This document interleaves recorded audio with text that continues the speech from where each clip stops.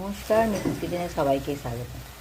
আজ আমি আপনাদের কাছে জলপাইয়ের আচার করে দেখাবো। জলপাইগুলো সিদ্ধ বসিয়েছি, জল দিয়ে দিচ্ছি, এটা ভালোভাবে সিদ্ধ হবে। তারপর জলপাইগুলো সিদ্ধ করে চটকে মানে দানাগুলো ছাড়িয়ে নিয়েছি, নিয়ে চিনি দিয়ে ফোটানো হচ্ছে।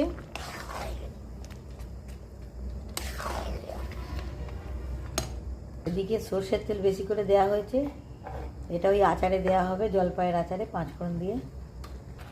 চিনি দিয়ে ফুটছে, এবার নুন দেবো পরিমাণ মতো।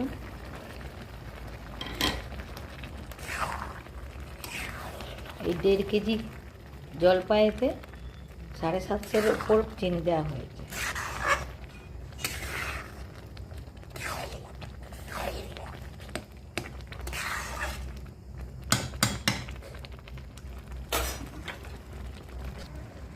তেলটা গরম হয়ে গেছে, 5 ফোড়ন